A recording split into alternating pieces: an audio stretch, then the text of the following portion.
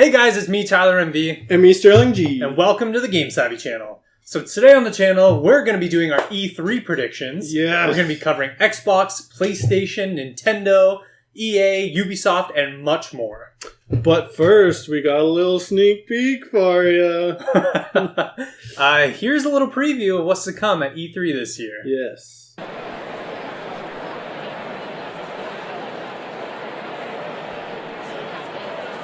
Please welcome to the stage, Sean Layden.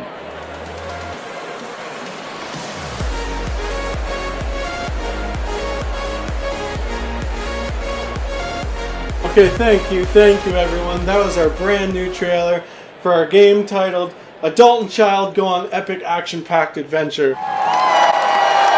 And now would you look at that? 10 out of 10 on every review. Oh! And Game of the Year. Oh, thank you. Alright, that's enough. Thank you, everybody.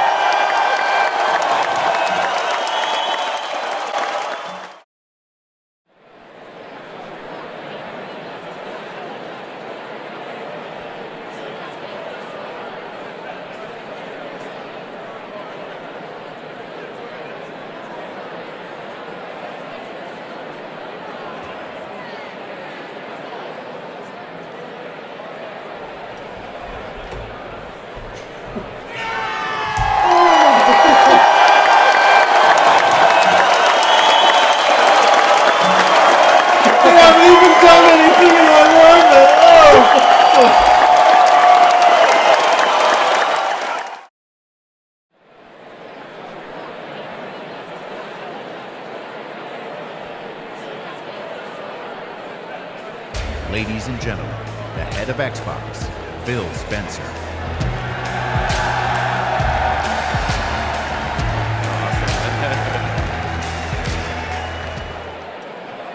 Thank you. My name is Phil Spencer, and from all of us at Xbox, we'd like to welcome you to E3.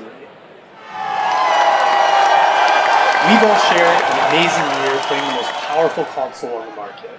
And without further ado, we'd like to introduce you to the next phase of Xbox.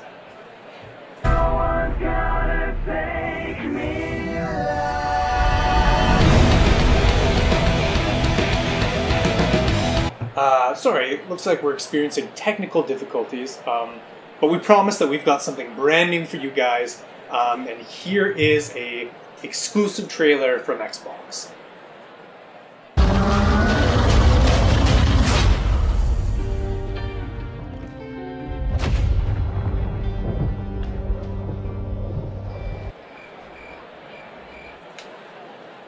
Yeah, looks like we've already released that game. Okay, So, are you guys releasing anything, or? That's a very good question. We at Xbox, we like to think of ourselves as innovators. And so we'd like to now introduce you to the most innovative product on the market. In a world where an adult and a child go on an action-packed adventure.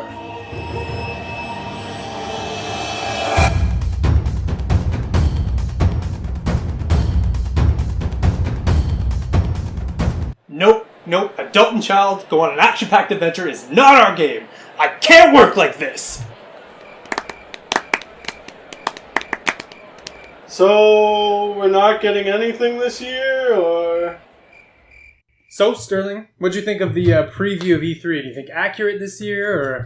Yeah, if anything, the actors deserve Oscars and at least 10 million views on this video. I absolutely agree. And you know what? If you've seen our skits before and you've seen our podcast before, like this video, subscribe, smash that like button. Smash it. I don't know why YouTubers do that all the time. It's kind of weird.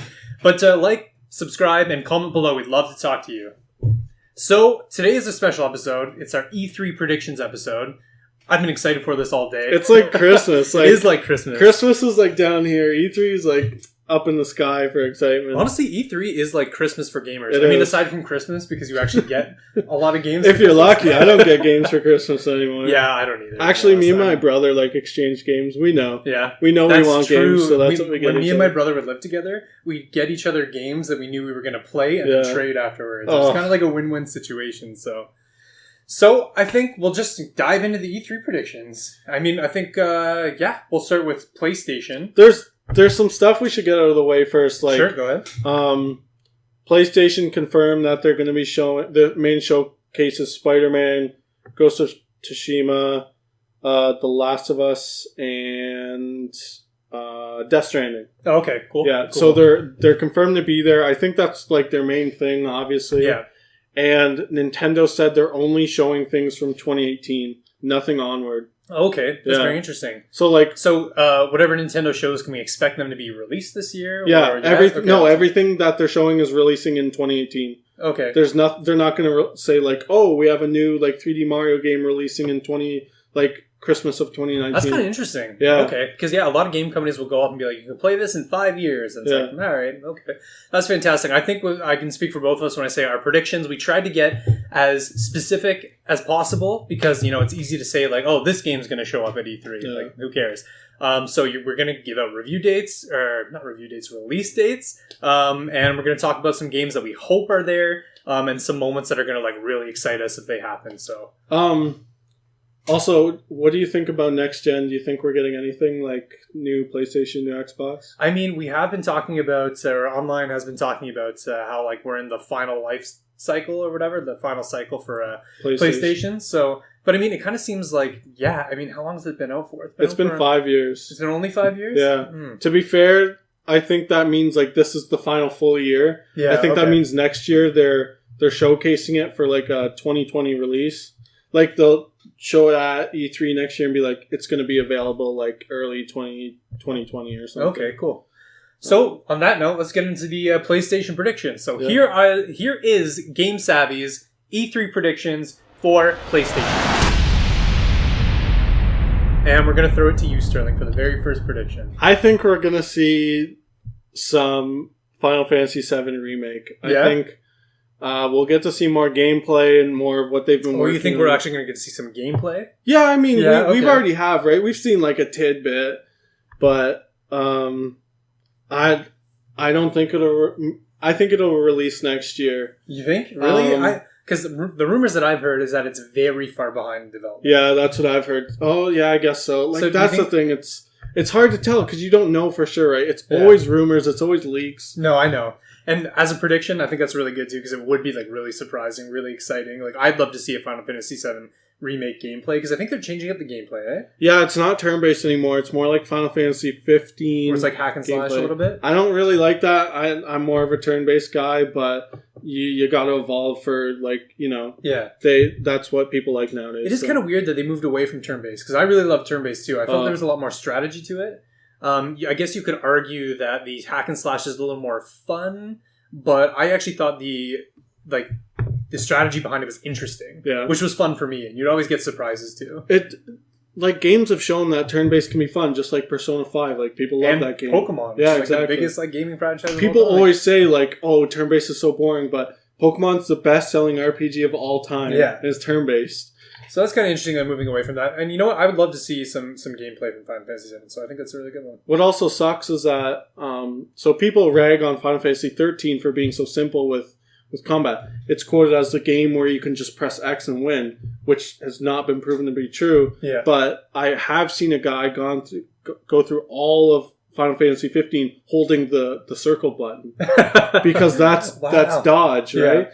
And when you just hold it, you dodge every enemy's attack, and it's super simple. It's super simple combat. So I'm a bit worried that's what's going to happen with Final Fantasy 7. So was Final Fantasy 15? He just dodged everything? Yeah, you just dodge everything, and then just attack as well. But how do you? And attack. Okay, yeah. Interesting. Huh. Well, I hope it doesn't go that route. Do you think like?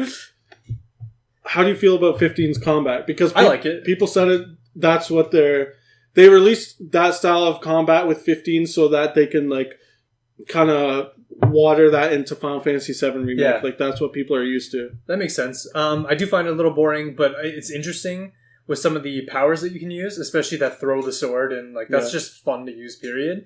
I do find it a little complicated when it comes to combos and stuff. I'm not quite sure how to like make that happen and stuff, but they just like randomly will pop up and I'll press a button and we'll do a combo, and I'm like, okay, I don't know how to make that happen every time. So again, there's that lacking of strategy in there. It's more just like a clusterfuck of just like hack and slash. So would love to see Final Fantasy VII. Do you think it's far behind in development?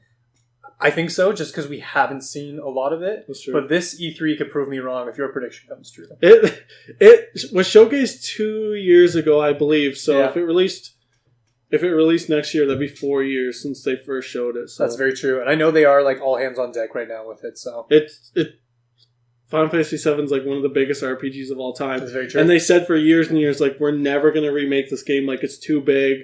Like, nobody's going to be happy with it if we did it. And then they surprised everyone. That's crazy. And Cloud's such a cool character, too. Like, I could see him being like a cultural icon by the time this game is over. Well, he was on our iconic list, I think. That's true. And if you get the chance, check it out. Our 40 most iconic video game characters of all time, which I think we'll probably cover more in our next podcast, just because we won't have time this podcast. I think he was like 19 or 18 or something. That's awesome, because he's a cool-looking dude. So, but yeah, okay, prediction number 2, which is my prediction, and that's going to be that Death Stranding, we're going to get some gameplay from Death Stranding. Well, I mean, that's given, right? Like, they is it though? Because like we've seen it. They could. Well, yeah, that's true. They could just show like a cinematic trailer. Yeah, and they could do a story trailer and stuff, which we haven't really gotten. We've gotten just this. But it just makes no sense. Of like some, and I think we're gonna get gameplay, and I think it's still not gonna make any sense. Okay. It might be a little cop out of a prediction, but I think that we're actually finally gonna get to see some gameplay. And you know what? I'll go one step further and even say the game is finally gonna make sense after E3. Okay. Like, does it make sense to you? No, yeah, that does. Like, I get what you're saying. Yeah, because I don't know, right? Like, we know nothing about Death Stranding. It's getting a lot. I don't know. I think that's like kind of part of the charm of it so far, and what they want is like people theorizing about this game because like it's popular, it's going to sell for sure, and like part of that unknown is so like I don't know, just draws me towards it. It's like, what is this game? Yeah, it kind of makes sense. So, that's my prediction. Death Stranding gameplay at this year's E3. No story trailer. Gameplay, and it's just still not going to make sense. What? Do you think you have any sort of idea what it's about? Oh, man. Like, it's got to be something to do with time travel or parallel universes or something. Really? Or, yeah, just because, like, you know, like, there's this, like, baby involved, and you see somebody, like, age really fast. And, like, these creatures that are attacking them are, like, invisible, but they're there at the same time. So I feel like they're in, like, alternate dimensions or something. I don't know. It seems really convoluted, but... I think it's something, like, post-apocalyptic where, like, kids aren't born often or something. Or maybe kind of like the Matrix where they're used as, like, energy. And that's why they're, like, protecting the kids or whatever. But, like, why was the kid, like, they went inside his stomach and the kid know, was there. It's and so it's weird. Like, what is going on? And it was like wasn't it Norman Reedus? Wasn't it his... Yeah. So it's like, that's a dude. So it's not like the baby's like... Exactly. So it's not like Norman Reedus is pregnant. We just have like no idea what's happening. None of it makes sense. And I don't know. I'm hoping that this year's E3, it'll make sense. Not only make sense, but we'll see some gameplay. Because I'd love to see like... I think Kojima's come out and said that it's a third-person shooter. Is it? Okay. I think he came out and said that. I'm not positive on that. The guy's a genius. Oh my god. Yeah, so I don't know. We'll see. Prediction number 3. We saw it at the Game Awards in 2017, I believe, was this very, very cryptic trailer of nobody even knows. Yeah. It's like... From who? From Software, the people that make Dark Souls and Bloodborne. Yeah. And it said Shadows can't die twice or something like that. Okay. And people think it's Bloodborne 2. Very interesting. I think as well, because like the trailer had a lot of blood and stuff like that. Okay, a couple questions. Does the Shadow Never Die, does that relate to Bloodborne in any way? I can't really say because I haven't beaten the game. Okay. It sounds very Bloodborne-y. It does sound very Bloodborne. Bloodborne's a very cryptic game in itself. Like, yeah. All the Souls games are known for being like, they don't just spoon feed you the story. Like, you have to kind of find it out for yourself. Yeah. Bloodborne 2 would be really hype. Yeah. Just because PlayStation's riding this high. Like, they're kings at this year's E3. So for them to come out with that, like, new... brand new not brand new IP to make it like like a franchise. Yeah, you know, like an exclusive like that would just be like crazy. It'd be so good for them. It's also the fact that they made Bloodborne free on with PlayStation Plus a couple months ago to get people kind of like make Bloodborne relevant again and people playing it again like a few months before E3 to put it in people's minds. Yeah, I think that's another reason we're going to see it. But yeah, I think there's a good chance. I don't see why they wouldn't. That's awesome. Yeah. So that's prediction number 3. Prediction number 4 goes to me. So I think that because we saw it with Crash Bandicoot and we saw it with Spyro, that we're going to get some sort of like classic game remastered. And even Ratchet and Clank. And Ratchet and Clank as Not well. remaster, but they rebooted game. it. Yeah. And I think we're going to get like a Jak and Daxter remaster. Just because they do have, you know, Jak 1, 2, and 3. Yeah. It's just like, it's ripe for the picking, basically. And I think a lot of gamers have some classic memories of playing like Jak and Daxter. Mm-hmm. I know I do, playing it with my brother, so I would, not only do I think it's going to happen, but I would absolutely love if it happened. That's one of those E3 moments that I'd be like, like going crazy and stuff. So do you have any like memories playing Jak and Daxter? I've never played it. No, it's actually pretty good. It's kind of like a zany third-person shooter. It's got kind of like elements of like Naughty Dog. I think it is by Naughty Dog. It's kind of stupid to say, but yeah, it's a Naughty Dog game. I'm just going to double check. I'm pretty sure, I thought it was Ratchet and Clank that was originally Naughty Dog. Naughty Dog, Jak and Daxter. Oh, okay. So yeah, it is a Naughty Dog game. It's got that kind of feel to it, and I don't know, it's like a cartoony, zany adventure. The weapons were always really good, the mechanics were always really good, and the story was good enough. You know, it's basically like you're kind of this like badass dude. I wouldn't say badass, he's a cartoon, but you are kind of a badass. Big weapons, big explosions, take down the bad guys. So yeah, I'm kind of really, really hoping for Jak and Daxter remaster. I think I think a lot of gamers would go crazy for that. I think they'd all be like, "Wow, it's like, that'd be awesome." So yeah, that is my prediction.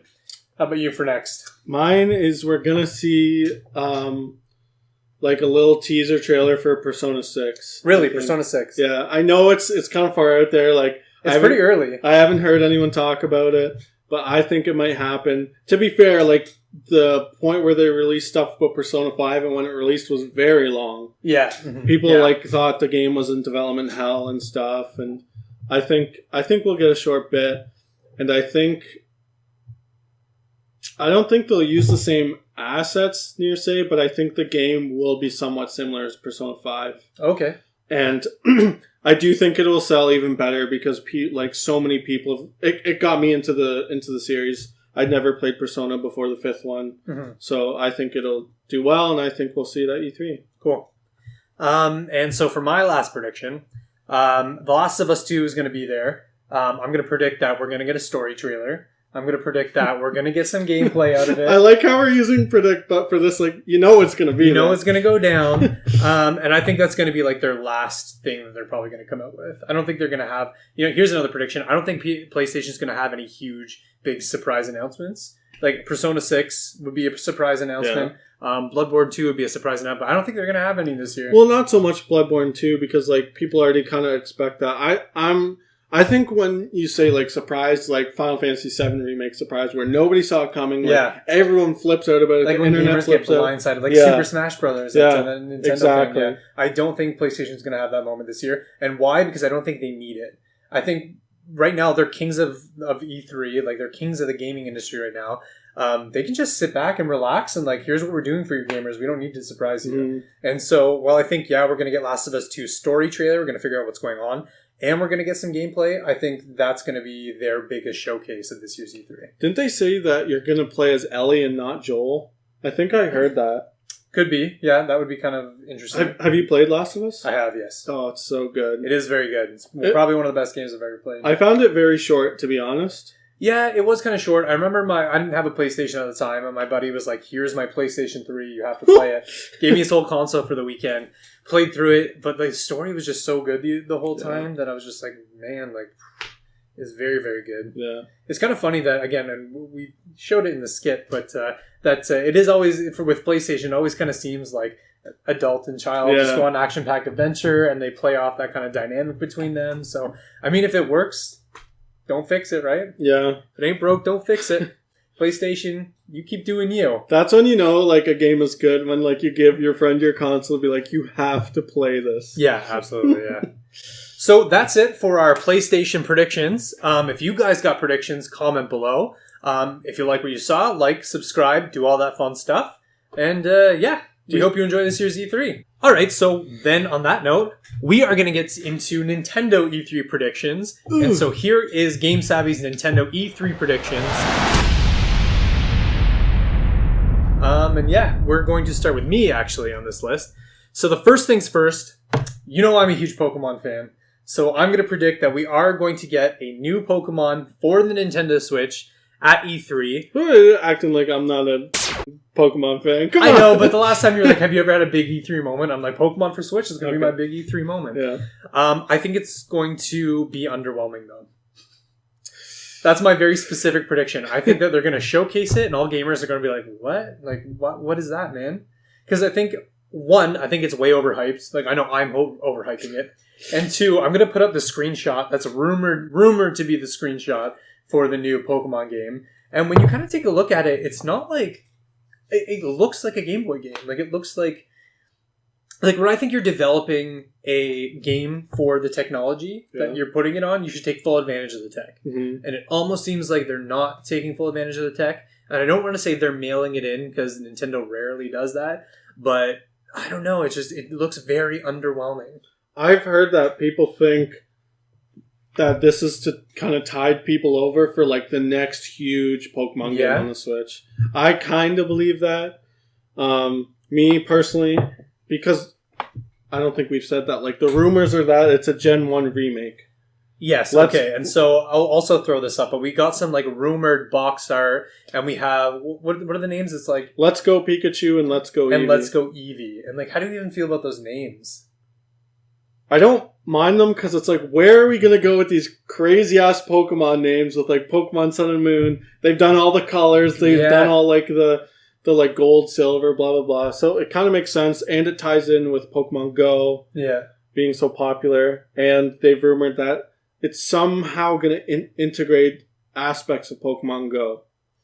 That's one of the rumors. I don't even like that. I don't like that either at all. I don't want to be like on the go while I'm playing this Pokemon game. I literally just want to sit on my couch and like become a Pokemon master. So. Again, with this game, is so many rumors, but I've heard that it's going to be just like the catching, like how you like throw the Pokeball at like actual Pokemon. That's how it's going to be integrated. Or like if you have a Pokemon Go account, then you can like catch Pokemon during Pokemon Go, and then they actually become your Pokemon in the game. Ooh, I hate that. I hate that so much. That's so bad. No. That's crazy bad. Anyways, if those rumors are true, it'll definitely be underwhelming. Pokemon Go is not a good game. It's a good social experiment. Exactly, yes. Pokemon Go is not, like, fun. You don't, like, sit there the whole time and you're like, wow, this is great. Well, not true, because I still play Pokemon Go and I actually have a lot of fun with it. It's good to, like, go out and, like, go walk around and, like... Mobile is a very different experience than console. Yeah. Like, absolutely. And so I think that Pokemon has always worked really well because it's an adventure in a box, whereas Pokemon Go is an adventure in the real world. Yeah. And so I think if they try and kind of do both, they're not going to do one really well. Yeah. I think it's going to be a complete flop. So my prediction is, based on what we know of the Pokemon game, so I wrote an article on the 10 things we want to see in an open world Pokemon game. Not to say that Pokemon on Switch is going to be open world, although I hope. And one of the things that... Wait. What do you mean by open world Pokemon? I don't understand that. So it was rumored that it was going to be an open world Pokemon game for the Nintendo Switch. So one of the things that I really liked the idea of is for you to be able to go anywhere in the game. Okay. I can go to the 8th gym if I want to, but if I go with weak Pokemon, they're going to kick my ass. Okay. So why would I go there? And I can go and try and still get defeated. I can go to certain areas and catch really rare Pokemon, but because I only have Pokeballs, they're never going to be caught. And so it's like Breath of the Wild, kind of like how you can go to the end if you really want, but like you're probably going to get wrecked. And that's, exactly. And that's what I really wanted. The more and more I hear about it, the more and more I'm like, we're not going to get that. Hopes were way too high. Yeah. You guys can read about the top 10 things we wanted to see in an open world Pokemon game. You can comment below what you'd like to see in the Pokemon game. But I think we're going to get it. It's going to be announced, and we're just going to be overwhelmed with it. I think it's still going to sell like gold. Probably, because I'm probably still going to buy it. I'm going to buy it no matter what. We'll see. Kids are going to buy it no matter what. People who are nostalgic about Gen 1 are going to rebuy it no matter what. But what if it is a Gen 8 remake? Do you think it... Or not Gen 8 remake, like a new gen. The Gen 8. If it's a new gen, I'd be more excited. Okay.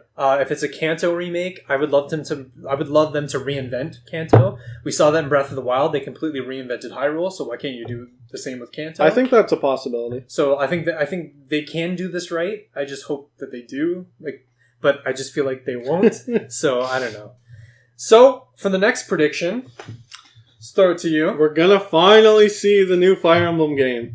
It's supposed to. I can tell you're really It's excited. supposed to come out this year. We haven't seen anything about it. Every goddamn Nintendo Direct, I'm glued to my screen waiting for it, and it never comes. And I just want it so bad. It's the one thing I want to see.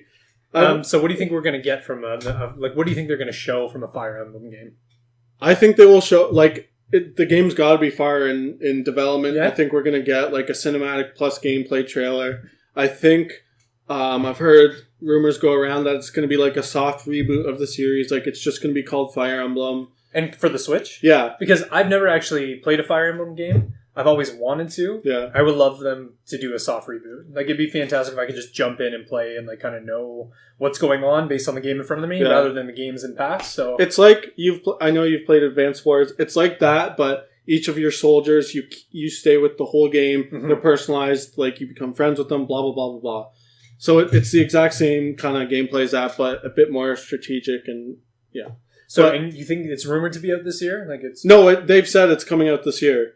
They've said 2018 release, but they've shown nothing from it. I think it's going to be a bigger and better game because their audience has been growing a lot, and the audience they're hitting with the Switch is just enormous. And because Fire Emblem Heroes has millions of concurrent players, it's crazy. Yeah. Okay.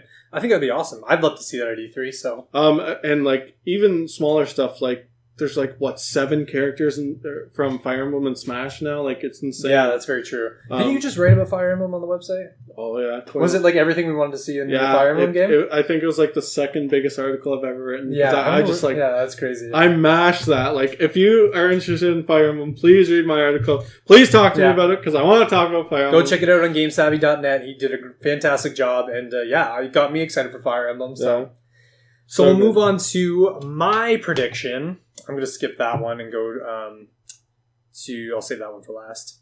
But I'm thinking because of the new president of Nintendo talked about mobile gaming, mm-hmm. and I really want to see Nintendo come up with more mobile games, I would love to see them use a high-profile character like Dr. Mario or Waluigi or Wario for a awesome mobile game. Something better than Mario Run and something almost like Animal Crossing-ish, but more fun, because Animal Crossing really isn't that fun. There's still... Remember they said they're coming out with a Mario Kart mobile game. Maybe they'll show that. That'd be Mario nice, Kart Grand Prix. That'd be kind of nice. Yeah. But still, I think Dr. Mario mobile game... That makes sense. Sounds awesome.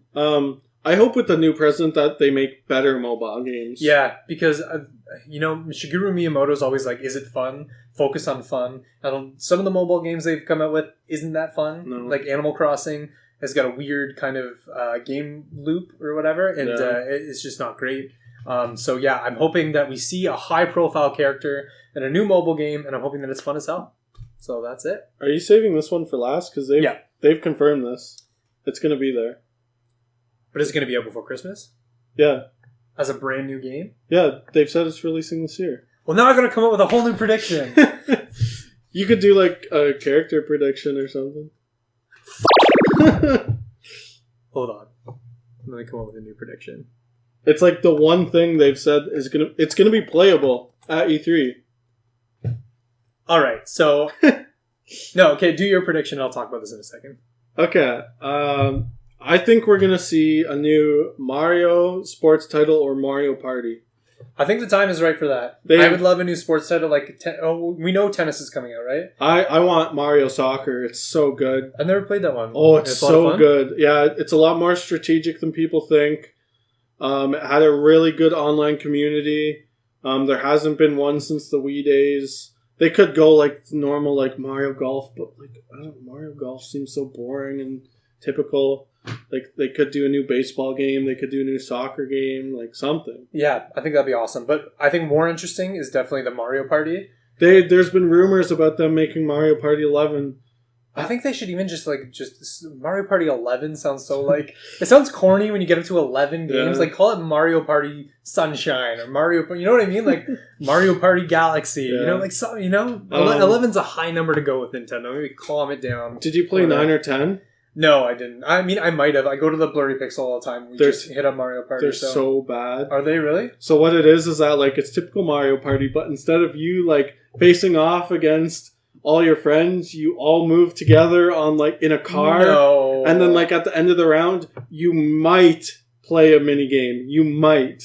It's never guaranteed. Nintendo. And like what are you doing? you all like have to play together. Like it's so garbage. Nintendo. I played Mario Party 10 once and I absolutely hated it. People have said it better not be that because I would be so excited to buy Mario Party because I think my fiance, who's not really into video games, I feel like she would really love playing Mario Party. It's so fun because we're very competitive, so it might actually be detrimental to our relationship. But at the same time, the mini games are always so much fun. They're easy to get into. It's characters you know and love. It's competitive. Like I don't get why it's competitive without being competitive. I know sometimes Nintendo is so like anti-competitive. Like I've heard what's his name, like Sakurai, the guy who makes Smash, doesn't want it to be a competitive game. Have you heard that? But like, it's he just wants it to be like a party game you play with your friends. But like, how can you make a fighting game without it getting competitive? I get where he's coming from. I get that he wants like people sitting on a couch playing together and stuff. But that's what you do when you play with your friends. Exactly, and I like that it's not Mortal Kombat because I don't have time to learn all the moves and stuff. Yeah, that makes sense. And you know what? We'll get into my prediction because I think this kind of transitions. I was going to predict that Nintendo was going to announce Super Smash Bros. As a brand new game. What else was on my prediction? And that comes out before Christmas. Yeah, so Super Smash Bros. Gameplay announced as a brand new game, and it's going to be coming out before Christmas. And then I just reacted for it. And then Sterling just told me that that's already been announced, and that my prediction is crap, and so I came up with a new prediction. That's one that you're going to like. Okay. I think that we're going to see some Waluigi this year on Nintendo. Apparently there's been rumors that Simon Belmont from Castlevania is going to be the new third-party character. Because apparently Konami is making a new Castlevania game. Not even Smash Bros. Though. I think we're going to get a Waluigi game. Really? Yeah. What? Yeah. But as I was saying that like I love that it's Super Smash Brothers is not Mortal Kombat. Yeah. I don't have time to learn the moves. I can't be bothered with that stuff. I love that anybody can jump in and mash buttons and figure out what the moves are and get better over time. Oh, I've tried to teach people Smash and they have not gotten it. Really? Yeah. It's so easy to move, A to hit, B to do a special attack, and you know, like it's so easy. It's the simplest fighting game like ever.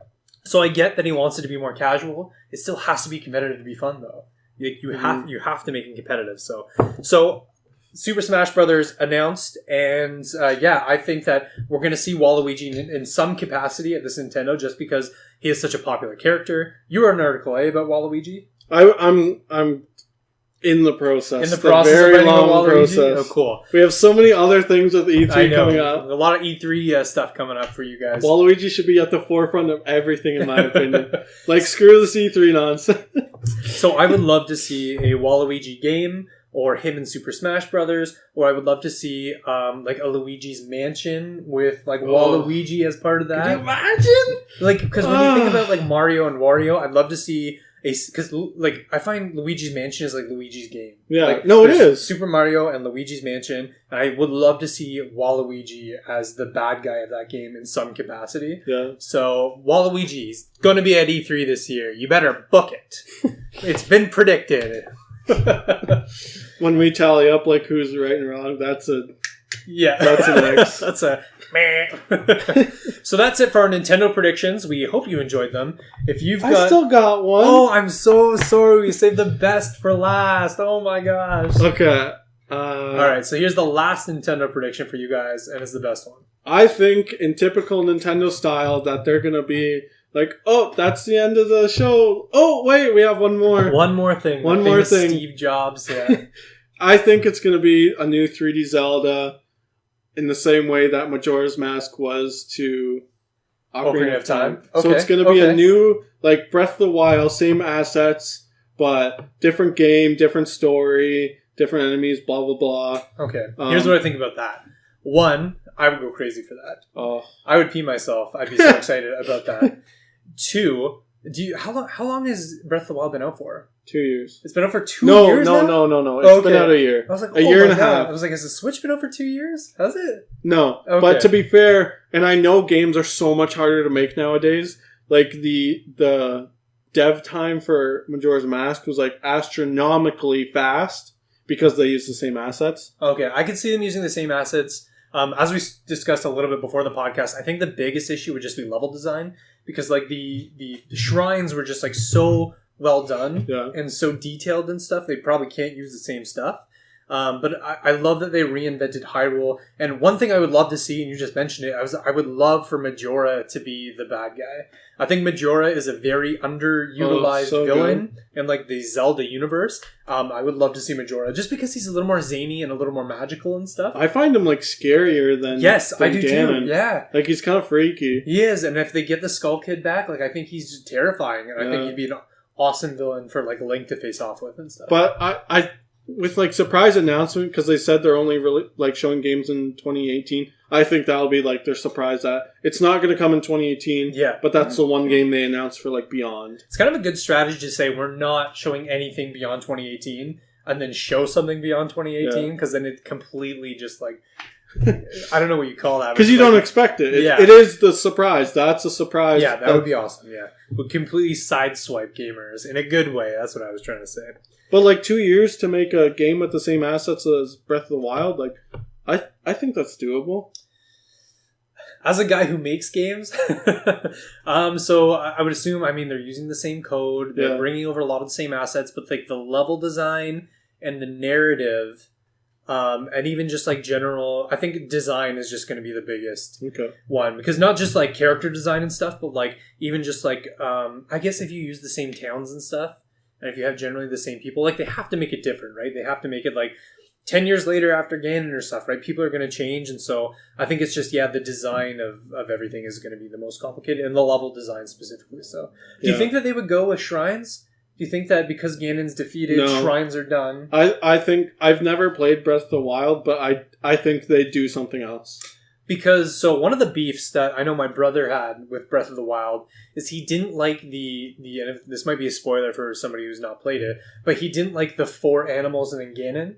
He felt like the animals were very underwhelming compared to the big puzzles we have in like Ocarina of Time, which had like 7, 8, 9 levels in it, which were all like crazy design, like huge puzzles to them, right? They were you'd go in and they were these huge dungeons, and so when you felt like you went onto these like animals, solved a couple puzzles, defeated it, and then just went straight to Ganon, it was kind of like missing something. It was missing that classic Zelda whatever.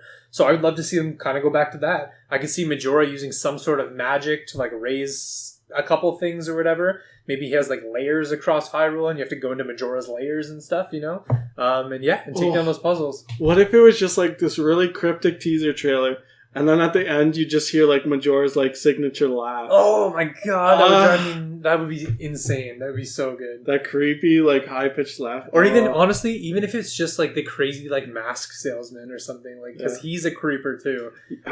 You saw that video, that the fan made video of like I have. Oh. And honestly, I don't know how Nintendo hasn't seen that and like done something with it, because I would love to see like a Netflix produced like Zelda show or something like that. I get why Nintendo wants like a death grip on their games and what they are, but like sometimes they have to let people have creative freedom, because it's basically a meme that like if you make anything fan made from Nintendo, they're gonna like put you in jail. Yeah, I think they've kind of laxed on that a little bit. I know they don't like people profiting off of their IPs, which is fair enough. They came up with it. But if there's a free game out there, technically you're getting free advertisement as Nintendo. But I don't know. Maybe it's taking up player time, and they think that, they're not buying our games because they're busy playing this game. So. I'd never played Majora's Mask till that, and then as soon as I saw it, I'm like, I want to play this game. Like, it seems so cool. It does look really, really cool. That's like, again, that's free advertisement. Yeah.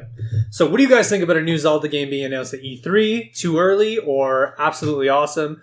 Comment below. Would you like to see Majora as the villain? I know I would. I'm pretty sure you're in agreement with that. Yeah. I know that they have the Majora's Mask in Breath of the Wild, so it would be kind of interesting, that transition. Because maybe the story is you get Majora's Mask in Breath of the Wild, but then you lose it in the next game or something, and the happy mask salesman picks it up and puts it in his bag and walks away. So yeah, I think that would be absolutely awesome. If you like what you see, like and subscribe. And we're going to be moving on to Xbox predictions next. Wait. What? Again, one last thing. Anything we're not seeing at Nintendo? For me, it's Animal Crossing. We're not seeing it this year.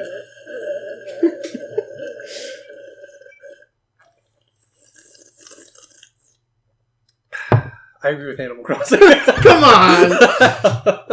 on! So actually, before this podcast, this morning, actually, one of my predictions was seeing Animal Crossing on the Nintendo Switch, and I erased it for one of the other predictions. I think it was... I can't remember which one it was, but I erased it for something else, and because I was like, I don't think we're going to see... Because they just came out with the mobile... I think they're fans are happy with that, so we won't have to do Animal Crossing. Like I said, they're only doing games in 2018. Yeah. So they already have Smash, Pokemon, and Fire Emblem is getting big. So it's 3 huge games that's already releasing in half of a year. Yeah, and I know we're also going to see Yoshi, which is pretty much confirmed, Kirby, and I think there might be something with Samus, Metroid Prime 4. No, I don't think we're seeing it this year. But I don't think it's coming out this year, but I have a feeling they're going to show something with it. Again, they're not showing anything. I don't know, beyond, man. You never I don't know, man. It's a prediction. That's the fun of E3. Yeah, it is. Anything can happen. So that's why we do stuff like this. You just don't know. You just don't know. You never know. So now we're going to get into Xbox predictions for this year's E3. And Xbox, they're having a little bit of a rough year, I would say. Really? They're not the greatest. So, as we know, the situation is Xbox hasn't come out with a lot of exclusives. And I think that's what makes these predictions so fun, because we've got nothing to predict about games that we know are coming out, because we have to assume that nothing is coming out because they haven't talked about anything. So we have to make stuff up, which makes it a lot more exciting, because then we can go to their amazing IPs and be like, wouldn't it be amazing if this came out? And speaking of amazing if this came out, we're going to get into your first prediction. First, I think I should say that I think the Microsoft conference should be so hyped. They not just what they present, but just what they do. I think they've been kind of known for kind of fumbling sometimes, being a little bit, being oh, here's our trailer, and then it's the problem is too, they always go first. Yeah. And I know they think that's a position of strength, but it's easy for Xbox to be like, this is our price, and PlayStation be like, let's just cut our price. They can be like, yeah, we're cutting our price, and everyone's like, PlayStation's better, they win. It's it's just because you went second, man. It's not that, I want what's his name? Phil Spencer? Yeah. Phil Spencer, I want him to get on stage and he's all pumped. He's like, what's up?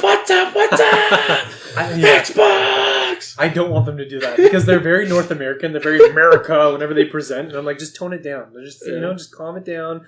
Present your games. Impress us Cowboy with your hats, games. shooting. They always have a car come on stage or something. I'm like, no. Let's show some games, not cars. So speaking of new games and impressing gamers, I think we're gonna see a new Fable. The rumored Fable that is in development by the people who make Forza Horizon. Playground. Yeah. Playground. Yeah.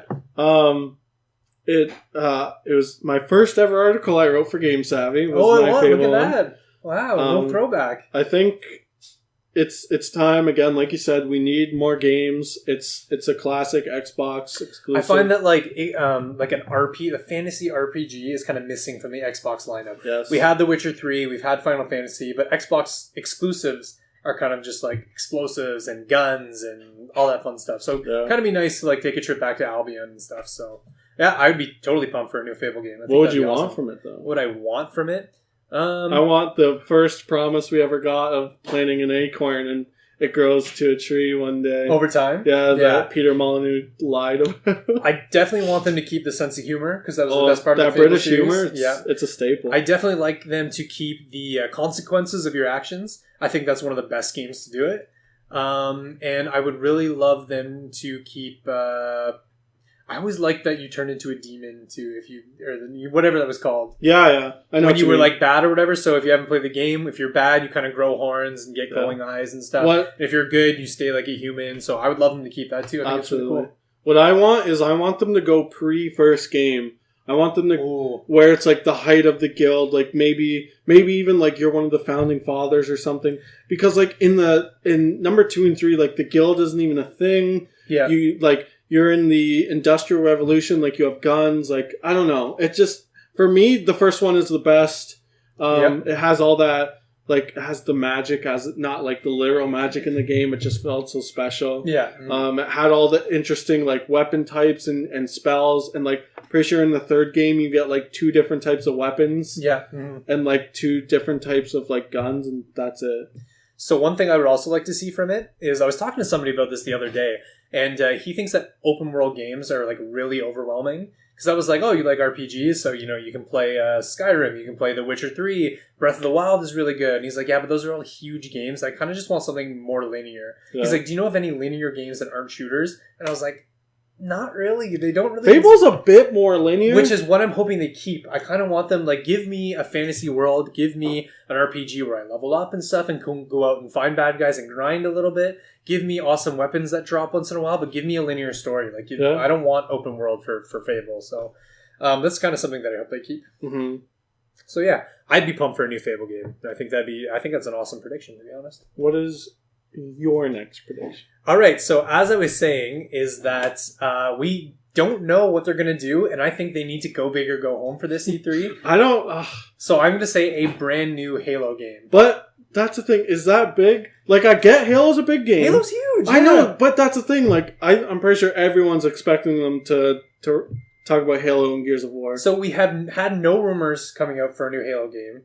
I've heard tons! What? From who, though? Just on the internet. Everyone's saying, like, obviously they're going to talk about Halo. No, I don't think that's obvious at all. They haven't said anything. There's Halo no confirmed games. Releases, like, to the dot every, like, 3 or 4 years, and this is the year. So Halo doesn't come out? I could just slap you in the face. Yes, I swear. I'll put money on it. If they don't talk about Halo, you can hit me on camera. They're going to talk about Halo. That's my prediction. Halo 6 is going to come out, and we're going to get a nice, like, not even a teaser trailer. I think it's going to be a nice cinematic trailer and stuff. Do you think it's going to be, like, their last, like, all right, and we've got one more thing, and it's, like, a new Halo game? Or do you think it'd be, like, one more game and it's Fable? Or do you think one more game and it's... Again, I think Halo's a bit too obvious. Do you think? I think that could happen, definitely. It's just, I know for Halo 5, there was a big build-up. We knew it was going to happen. We knew it was coming out. And it's just crazy, and that's... we'll get into that prediction a little later. It's just crazy that we know absolutely nothing about what Xbox is going to do. They're either in a really bad position, or they're in a really good position. They could be gearing up for next gen, for all we know. Yeah. They could be doing, like, the Wii U and saying, like, here's a few, like, dinky games for the last year, and they're just, like, making... You never know. Yeah. So some of the things I'd love to see in a new Halo game, their multiplayer of Halo 5 is absolutely fantastic. I loved it. I love playing it. I don't really like multiplayer shooters. I find them, I don't know, not my thing, but the Halo one was really, really good. I actually really liked it. I'm the kind of guy in multiplayer shooters who gets the tank and comes out and immediately gets blown up. Yeah. Where you see this like guy who's like just tearing everybody up with a tank. I'm like, why can't I do that? I don't understand what's wrong with me. Battlefield, like that's exactly. I want to be like flying around doing crazy. As soon as I get in a plane, I'm just like, yeah. So, but I would love for them to keep that. The marketing for Halo 5 was so good. I would love for them to do in Halo 6 what they were supposed to do in Halo 5. Okay. Because it looked like Master Chief was going rogue. It looked like he was going to be battling with another highly trained Spartan. And then when you actually played the game, the story was complete crap. Like it was. I'll go on record saying it was pretty garbage. And because we got one promise, and I think we only got to play like 5% of the game as Master Chief. Really? Yeah. Who else do you play as? As Agent Locke, who's like the other Spartan. Okay. So you get to hear his story. I know nothing about Halo. So you're him and you're like chasing Master Chief the whole time. Because Master Chief does kind of go AWOL, but then Spartan Locke is like, we gotta hunt down Chief and blah, blah, blah. And then like he meets Chief and he's like, oh, we're friends now. And it's like, wait a minute, what? Like that happened really quick. So I'm hoping that we get a pretty good story out of it. So I got two things. First, do you think there's ever going to be an end to Halo? Well, yeah, I think so. Yeah. Because I think if you think of some of the biggest franchises in the world, there's going to... I mean, like, Halo 3 was supposed to be the end of Master Chief, and Microsoft was like, nah, we're going to keep it going. But I think that's the thing. I think the media industry, especially in film and television, I think a lot of things are never going to end. Especially when you hear about all these reboots, like The Office coming back or something. Yeah. And like just stuff like that. Like I think we have a big nostalgia problem in the media. And to be fair, like that's one of Nintendo's like biggest things is nostalgia. Yeah, because they have kind of been, I don't want to say they've been putting out the same game every year, but they've been using their top characters every year, which they should be. Like everybody wants more Mario. Everybody wants more Link. I'm not blaming Microsoft for using Halo or Master Chief. I just think when I think like Mario Party 11, it's like, when does this end? Yeah. And Halo 6, it's like, how far is it going to go? Are we going to go to a Halo 11? Like, are we going to, because 11 games, like, to say Halo 11 seems like kind of ridiculous. That seems like very high. I love the jab of like numbers when people are like, how many Final Fantasies? Like, there's only... Final Fantasy is the only one that's allowed to do it, I think. Because Final Fantasy 15 seems normal. People who don't play it don't understand that like each game is its own story. It's its own fantasy. All separate. Yeah, I absolutely agree. So, you said two things. The first one was... Oh, we haven't talked about it. I think we're going to be hearing a lot of franchises saying like, Battle Royale this year. Oh, if there's a Halo Battle Royale, I don't know. Yeah. I don't know, but I'm not a big Battle Royale. I mean, I haven't played Fortnite or PUBG all too much, but I'm not really a big fan. It's a fad. It's like... Do you think? It's like back in like the early 2010s with the whole zombie craze, the whole open world craze. And I mean, that stuff still sticks and like it's still relevant, but I think it's starting to slow down. And I think when Black Ops 4 got shown, they're like, yo, Battle Royale. Like, to me, that's just saying, like, you're just going off. We've given up what we like doing, and we're going to do what somebody else has been doing. Yeah, it's like, okay, we're just going to copy, like, Fortnite now. Yeah, we're just going to... Whatever's trendy, we're going to throw it at you. Yeah. I think that was kind of met with a lot of groans in the gaming industry. It was like, okay, everyone's... It's like fidget spinners. I feel like that's the Battle Royale of gaming. It's just like, I don't know, but like, if people are having fun... You might as well jump on the bandwagon, I guess. Yep. I think you just have to position it as like we're not really jumping on the bandwagon. It really works. Like this I mean, Halo kind of already is a battle royale. Yeah. Like, don't they have Last Man Standing in Halo? Isn't it King of the Hill or something? I'm pretty sure they already have a battle royale. Like for them to say like, oh, battle royale is like we've done this already. So I don't know. But yeah, I would, as an Xbox fan, the reason I bought my Xbox was Halo. I was like, I can't imagine a day where Halo comes out and I can't play it because I didn't buy Xbox. So they need to kind of step up, and I think Halo's the way to do it. And I think Halo 6 gets announced. That's one of the reasons I bought my Xbox 360 was a new Fable. Yeah. I'm like, I want to play a new Fable. It's one of my favorite games, but like, there's nothing on Xbox One. So Cool. So what's your next prediction? A couple days ago, State of Decay 2 released. Microsoft is really playing it up because it's one of their like only new exclusives coming out. I think we're gonna see DLC at E3. Some State of Decay DLC? Yeah. Okay. I think that's pretty cool. I think either it's like an expansion, like maybe another map or more story. We're gonna go one step further and say State of Decay Battle Royale. Oh God. And you get to play as a zombie or a human. Well, in the new one, you actually... Because in the first one, you find other survivors. Like, you can bring them back. In this one, you can fight other survivors if you get on their bad side. Yeah. So now it's in it that, like, you can fight other people. So maybe fucking Battle Royale. Isn't it just H1Z1? Like, yeah. Wasn't that, like, PUBG? That was the original, like, Battle Royale game. It's kind of interesting that, like, PlayerUnknown's... I don't want to say they copied them, but they were just like, let's make the same game with no zombies. Well... And it's just like... That's the thing. And then Fortnite's like, let's make the same game, but like more cartoony. H1Z1 is like dead in popularity now. Yeah. And now they're releasing it on the PS4, hoping like it'll gain bigger traction. But like PUBG and Fortnite kind of already have that marketplace right now, so it's kind of hard for people to jump ship. And it's like Bitcoin, like it's too little, too late. And my roommate Casey would hate me seeing that because he's invested in Bitcoin. Oh dang! Good luck, Casey. I think he's an idiot. Good luck, Casey. I believe in you. But yeah, no, I think some State of Decay DLC will be good. And you know what? I would love to see some Battle Royale just so I can laugh. Yeah. I'd be like, what a joke. Another Battle Royale. Like, I think State of Decay will become a franchise. I think we will see another game. I don't know how well it's selling, but I think it's a great title. I think a lot of people are dedicated to it.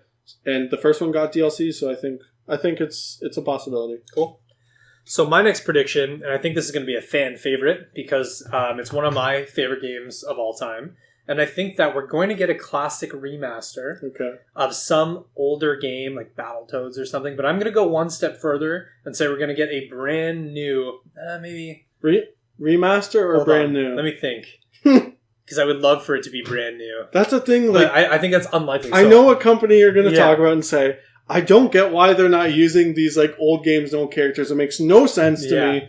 Like they did on the 360, and it's known for being like a terrible game. Yeah. And it's like, why would you change it this much? I hope they don't do it with this game you're going to talk about. But they need to use these games. Yeah. And I think it fits the Xbox brand really well because they are a little more hardcore. Yeah. They are a little more like guns and blowing things up. Like Crackdown is like guns and blowing things up. So I'm going to say Conker's Bad Fur Day. I would love for them to come out with a remaster. So, and why I'm connected to Xbox, and because not only do they have Rare, but it's a Rare game, right? Conker's? Yep. Yeah, okay. But I think it was like 2 years ago, they had that game where you could like build your own games. What the hell was that called? Spark? Project Spark. Oh, that's what it was. Project Spark. And Conker was in Project Spark. Really? Yes. That's strange. And so I think that they're going to come out with a Conker's Bad Fur Day remaster. Okay. How do you feel about that? Would you be like excited? Have you played Conker's Bad Fur Day? Yep. It is one of the coolest games I've ever played. I've never played the story or anything. I just played multiplayer with my friends. Oh, okay. How was the... Because I've never played multiplayer. Oh, I love it. It's so fun. Yeah. It's so, like, cartoony and, like, violent. And, like, I've had such good memories playing it. I wish I played the story, but I just don't own it. I bought, like, Rare Replay and dove back into Conker's Bad Fur Day, and I don't remember it being that vulgar. Yeah. Like it is crazy. Yeah. Like, one of the main bosses is a big piece of poo. Yeah. And he's got, like, corn in him, and it's like, oh, dude. And, like, it's so funny. It's so good. And so I think that the Xbox brand would benefit greatly from having, like, a Conker's Bad Fur Day remastered. The one thing is, though, is that the controls don't translate really well on the Xbox controller and the new system, so I'm hoping they kind of update the controls. But it's awesome. I would love that. I think that'd be absolutely amazing. Because Rare kind of found their home first on like Nintendo 64, right? Yeah. Did you hear that people think they might unveil the N64 Mini at E3 because they just trademarked it?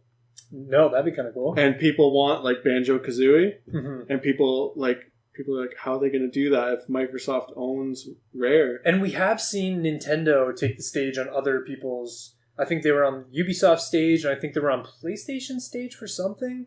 I don't remember what. Definitely Ubisoft, because Mario vs. Rabbids.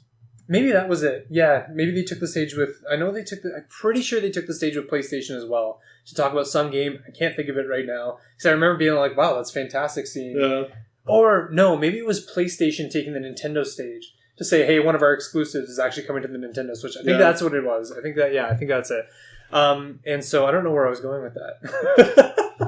With the whole Rare thing. Right. And so that it'd be great to see Nintendo take the stage with Xbox and like team up with Rare and be like, so we announced we're announcing the Nintendo 64 whatever, and we've got some Rare games to show off on it. I think that'd be fantastic. I think that'd be great for the gaming industry because it'd be nice to see everybody kind of get along and stuff. So, but then you get into the whole thing of exclusives, and there's the whole argument like, do exclusives really sell consoles? Yeah. Yes.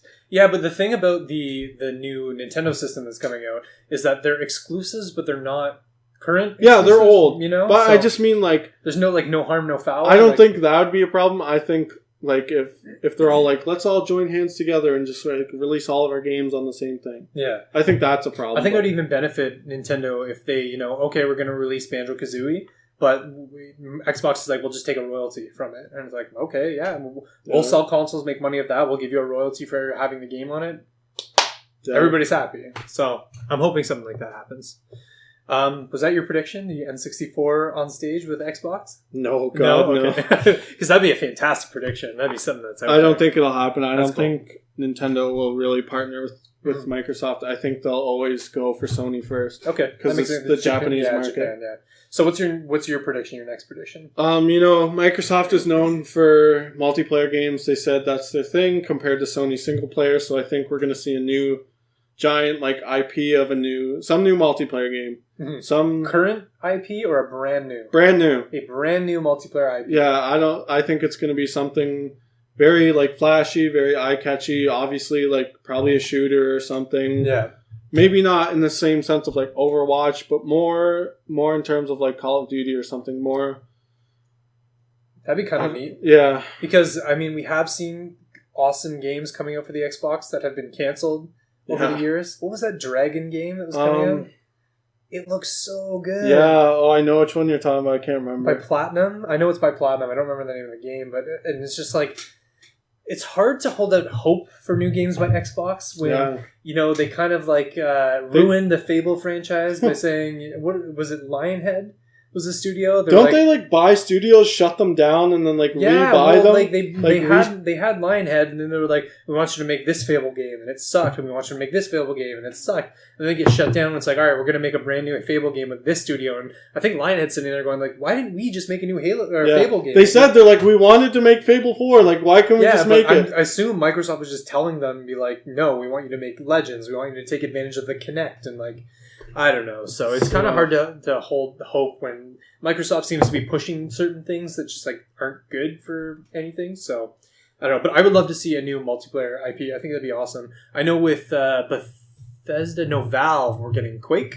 We'll probably see some of that because I know it was announced. Mm-hmm. So something along the lines of that, I think would be really, really cool. Something that comes up every damn year. People are saying it on your tweets about like games I want. Yeah, we're not gonna see Half-Life 3. I don't think we're not gonna see like Left 4 Dead 3. What else is it? Like other games that are like Valve is kind of like we don't really, which is weird because like you would make millions. Like, they've said they're gonna start making games again, but like I doubt we're seeing Half-Life. You would like it's so easy. Like, could you imagine sitting in the world somewhere? Say you're at a Starbucks and you're holding your cup of coffee and you've got money in the bank because I'm pretty sure Steam has like a war chest of like funds that they can use from Steam alone, not including game sales. And you're just sitting in a coffee shop and you're like, we could make Half-Life 3 and it would make millions, but we're not gonna. I just don't want to. Yeah. We're not gonna do it. And it's like, why? I know it takes manpower and resources and like fans. Yeah, I don't care. That's like, what Gabe Newell's like. Like there's that huge meme of that like Steam summer sale, like him just getting piles of money and stuff, and it's like that's so true. He probably has so much. He's like, I don't care about Half-Life 3. Yeah, I don't know. It's like it's so interesting. It's so weird, but yeah, I don't think we're gonna get it. So you think new multiplayer IP for the Xbox, brand new characters, all that stuff? Sorry, I know I always cut you off. Do you think Microsoft kind of shoots himself in the foot by also making their exclusives available on PC? Oh, it's so hard to say because for them it's a win-win because they want to sell more Windows. They want to sell more. They want to get their games. Like I think they want to compete with Steam on some level in terms of PC gaming. And I think if you buy their game, they still get the money. So they might be sacrificing Xbox sales, but they're getting game sales. True, but they'd be making more money off Xbox sales than just that because I've heard that most companies take a loss on consoles. On consoles, really? Yeah, and they really make their money off the games. Which I found kind of interesting. Yeah. So, I mean, a part of me feels like they're cannibalizing themselves, and then a part of me feels like you dummies, you think we're losing, but you're just buying our games anyways. Because they're like, I've seen people online like, gives me a reason to never buy an Xbox. I'm just going to buy it on PC.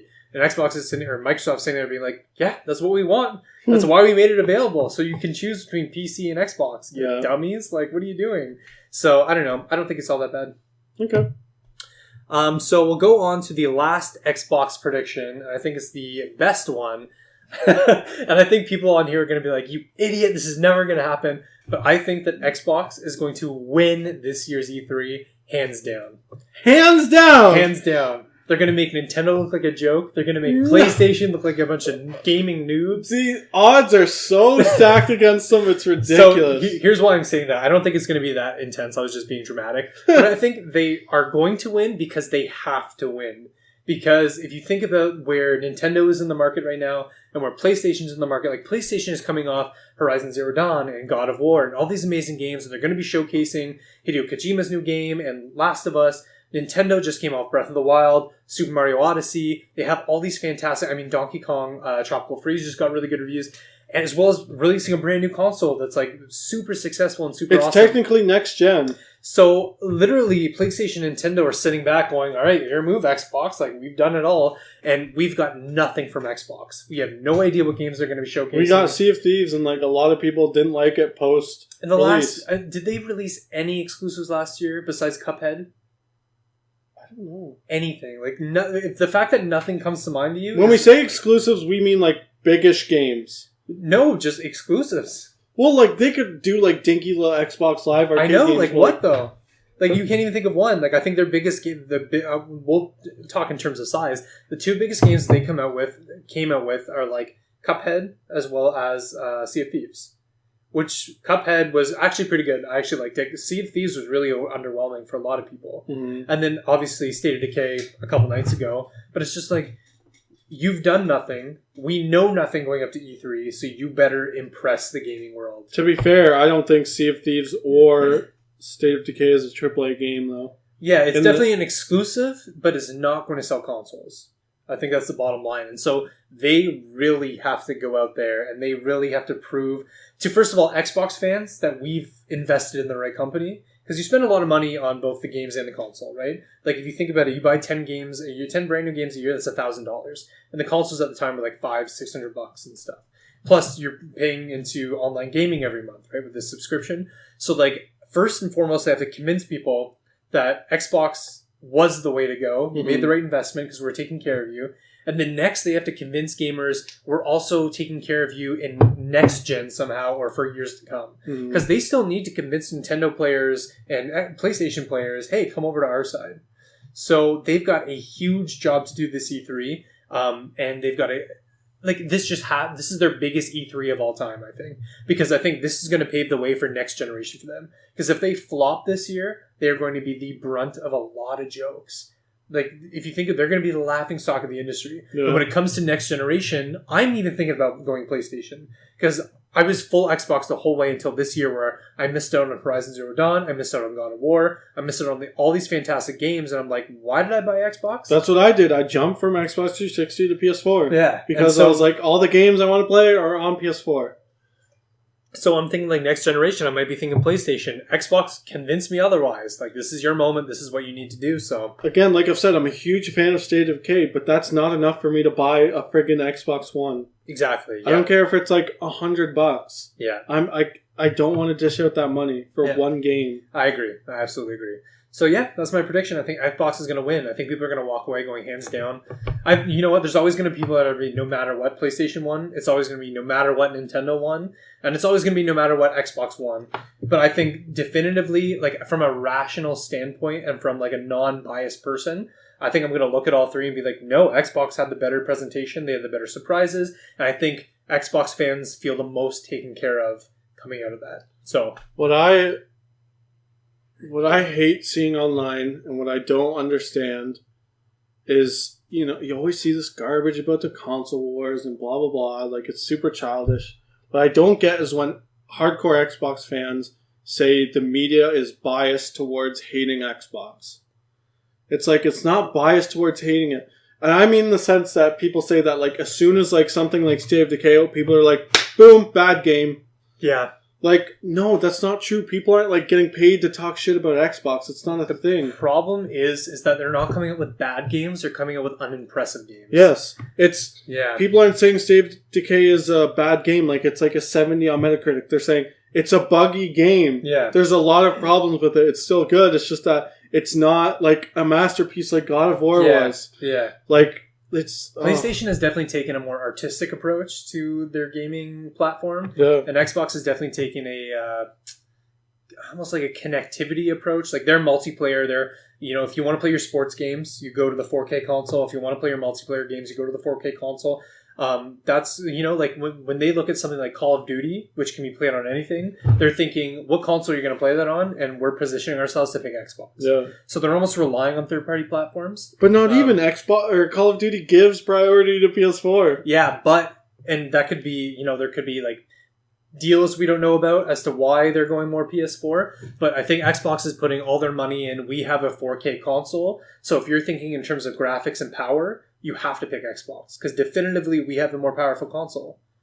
So I think that's how they're positioning themselves, but I don't think it's a very successful strategy. I don't think it's really that meaningful in the sense that like the PS4 is that much less powerful. Like, the new games you make won't be able to run on PS4 because it's not powerful enough compared to the Xbox. But you have, like, when I look at discussions online, it's just like, oh, better graphics, better power, better this, better that. I'm like, not really. Like, I don't care. They both like, kind of look the exact same, but there are people who do care. I know. I get that. Like, but in my sense, like, I've looked at like side by side comparison of like 4K on PlayStation, 4K on Xbox. It's the same goddamn picture. Yeah, but I've talked to people who don't care at all about exclusives. They're like, I like my Call of Duty, I like my EA Sports games, I like my Madden, my NHL, and it's just, I want to play on whatever's going to make it look best. I've literally talked to people like that. And at the time it was PlayStation, so they went PlayStation. I think I talked to them like a couple weeks ago, and they were like, you know what, Xbox came out with that thing, I might actually invest in that. But they have their beautiful 4K TVs, and they're like, well, I need the console to fit that, so isn't only the Xbox One X more powerful than the PS4? Yeah. Mm-hmm. Yeah, so just then the newest console that came out. Then you have to pay like more for that compared to like a regular just PS4. Yeah, absolutely. Yeah. Like it's... But I think like when somebody, like is trying to figure out like, all right, what consoles should I get? Right now, if somebody were looking into consoles, you'd have to go Xbox One X. If you're looking for you're like not doing exclusives, if you're just looking for graphics and power, like definitively it's a more powerful console. So I think they're trying to go for that market. But it's not working. It depends. I know it sounds like I hate Xbox. I don't know what the sales are for, but I agree with you. I think that they need the exclusives because they just need to impress, and exclusives do that. Like, just impress your gamers. And like, so we've talked about this before. Back in the early 90s, when Nintendo was coming out with the Super NES, and Sega was battling them with the Sega Genesis, they always kept the same motto: is the name of the game is the game. So when Sega technically had the better console, but nobody cared about Sega. I'm unimpressed. So they were like, we need to come up with a game that's going to sell the console. The games sell the console, not the other way around. And so they came out with Sonic the Hedgehog, and all of a sudden the console blew up. Yeah. So Xbox, name of the game is game. Fucking get on that. Give me my new Fable. Yeah, give me a new Fable, give me a new Halo, give me a new Gears of War, and give me something totally awesome that I'm not thinking of right now. Yeah. And we'll be fine. So that's pretty much it for our Xbox predictions, I think. Let us know in the comments below if you agree or if you harshly disagree. We're okay with that too. What would you like to see in a Halo or a Fable? Or do you think Xbox is going to win E3 this year? Leave a comment, like, and subscribe. And we'd love to hear from you. I think that's it. I think next we're going to get into our multi-platform. What? Do you have something on your mind? I just think Nintendo wins. I know. We'll get into that. You think Nintendo's going to... So Nintendo always seems to have a very underwhelming That's true. E3. They kind of just like, here's 30 minutes of video. We don't actually do any sort of presentation because they save themselves for like Japan Games Week, I think it is, or, all these other conferences. They're having the Smash tournament. Like, the new game is going to be playable at E3. They're having a tournament. I didn't know that. That's crazy. That's actually fantastic. I'm really excited about that. Yeah. Have we got like a name of the game? Like, do we know? I honestly just think it's going to be called Super Smash Bros. Okay, that'd be cool. So, all right, he thinks Nintendo's going to win. I think Xbox is going to win. So, absolutely comment below. I think they're going to win, but the odds are stacked against them. Yeah, I think so. So now we're going to get into our multi-platform prediction. So this includes Bethesda, Ubisoft, EA, 2K, all those fun stuff. There's going to be a lot we're missing out on just because for time's sake, we're kind of keeping it a bit shorter. I started... Wait, are we missing a prediction? No, we're not. Okay. So I'm going to start this one. And it's going to be from Ubisoft. And I'm going to predict that a new Splinter Cell is going to be announced from Ubisoft. I think it's the right time. I think they've had some great success with, the new Assassin's Creed that came out. And we're kind of, with Metal Gear out of the picture, we're kind of missing that, like, spy stealth game. Yeah. That's why I think Ubisoft can look at the market and be like, all right, Metal Gear's out, Splinter Cell's in. Did you see that small splint? I don't know if it was from a game or what. I saw it was just Sam Fisher from Splinter Cell talking about how Solid Snake is, like, out of the game now. He's retired. I haven't seen that. It was such a fun clip. Like, he's like, yeah, I knew this game and, like, or I knew this guy, like, and he's obviously referring to Solid Snake again. I don't know the exact quote, and he's like, yeah, he retired now. I'm the only one left. Yeah. Yeah. That's so funny. Yeah, so I think it's just the right time for Splinter Cell. Kojima's doing something else. So yeah, I think it'd be pretty cool. I'd be pumped for a Splinter Cell game. I've never actually played Splinter Cell. I haven't either. But I do like those stealth spy games. Like whenever I play like Dishonored, I'm always like kind of stealthy and stuff. So yeah, I would love that in my life, and I think that's one that would really pump me up. I do like stealth games, but as soon as it's optional, I go in guns blazing. Yeah, that's true. Yeah, so there's been a lot of times where I'm playing Dishonored, and you're doing the stealth thing, but you get to a certain mission, and you get so mad, you keep getting caught, you're like, I'm going to specifically murder every single person in this. Everybody I see, I'm going to kill them, because screw this game, I'm so For mad. me, it's Far Cry. It's Yeah. like, to take this base, use like a bow and arrow to do its stealth thing. I'm just like, okay. Like throwing grenades, like blowing everything up. Like there's some games that act like stealth games, but like they're really not, because you could be hiding in a bush and you see that like thing, like you're being detected. Yeah. It's like, by who? I'm crouching behind a bush. Like who? And then like somebody, like the other games where like somebody walks right up to you and you're like in a dinky little bush and they're like, no one's here. And yeah, Skyrim's so funny when you're right in front of somebody. They're like, must have been the wind. And it's like, dude, I'm literally right in front of you. But yeah, new Splinter Cell. So your next prediction is one I didn't even think of, and one that I'd be so excited for, because this is one of my favorite game series. I talked about this as like a prediction is because I don't think we're gonna see it. So you can announce it, because it's Borderlands 3. Borderlands 3. The CEO of Gearbox kind of made a statement or a joke. I don't get what it is, and that's part of the joke. Is he's like, I could specifically tell you Borderlands 3 is not coming to E3, and people are still gonna think I'm lying or joking. And the thing is like, that sounds like he's joking. It sounds like he's like trying to like be an asshole about it, or like trying to like, you know. He can't sit there and be like, nope. Yeah. And like smile a little bit. It's like, dude, you're obviously lying, man. He couldn't be like, it's not coming. Don't expect it. I'd be like, I'm not saying it's not going to be there, but I'm not saying it isn't going to be there. I'd look at him and be like, but are you lying? Yeah. So that would be a moment if okay, so two things. I'd be really excited for it. I would freak out a little bit. It's going to be awesome. Second thing is I'm a little concerned just because like I think Gearbox went up there. Was it Gearbox that's working? No, it's 2K, eh? Gearbox? Both. No, it is Gearbox. Yeah, sorry, I was thinking BioShock, which is a totally different prediction. New BioShock. But 2K releases Borderlands, don't I think 2K is the publisher. Okay. But is 2K the developer? 2K definitely worked on the pre-sequel. I know that for sure. I can't remember. I can't remember if they're a developer or a publisher. But so 2K is definitely working on Borderlands 3. I know 2K is also working on a new BioShock. So I would be absolutely pumped for it, but I'm also really concerned just because I remember one time, I think it was at something, it might have been E3, they went up and were talking and they were like, and we're going to start working on Borderlands 3. That was the announcement. And then some job postings have gone up for Borderlands 3, and it's just been such a slow progression to get up to that point that I don't think they're going to have anything to show at this point. Like, I think it's still so early in development that we're not going to hear about it for another couple of years. It might even be next gen. I wouldn't be surprised if it was next gen. I think we might see our first thing about it next year. Yeah. I think it's kind of like maybe like 3/4 done, maybe. Okay. Yeah. Again, we've seen some like not gameplay, but it was like kind of like what they're using to build the game. Okay. Yeah.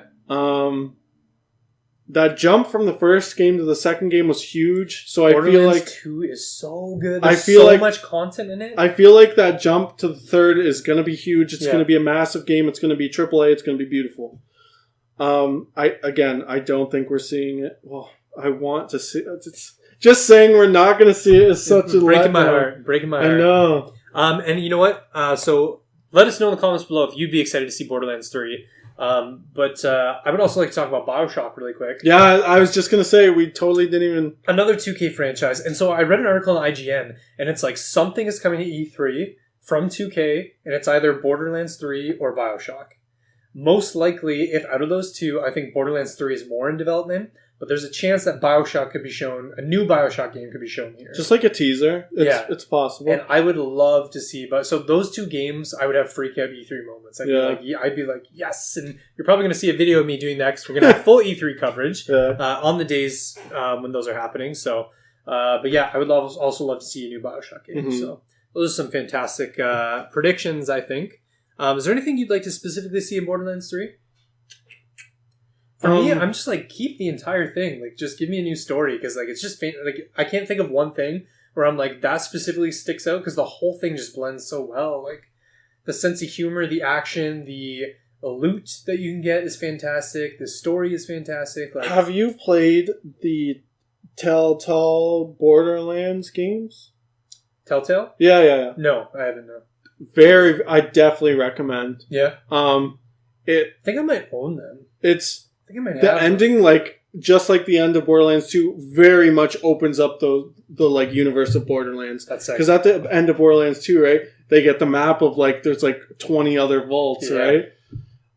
What I want is like the full cast of the first and second game, like playable with some new characters. Like they're all a big team of like vault hunters. That'd be kind of cool to include like all characters. Yeah, that you've gotten to play. They have like new skills. Like maybe the game's like set like 5 years after or something. They have new skills. Blah blah blah. Maybe if you want, you could like import your old characters or something. I don't know. Yeah, but I liked how the second game brought back the characters from the first game. It was a good move. One thing I should say that Borderlands 1 didn't have and that Borderlands 2 really had was a really good villain. Yeah. Handsome Jack was like awesome as a villain. And not just like evil, but just so snarky too. I can't remember if in the...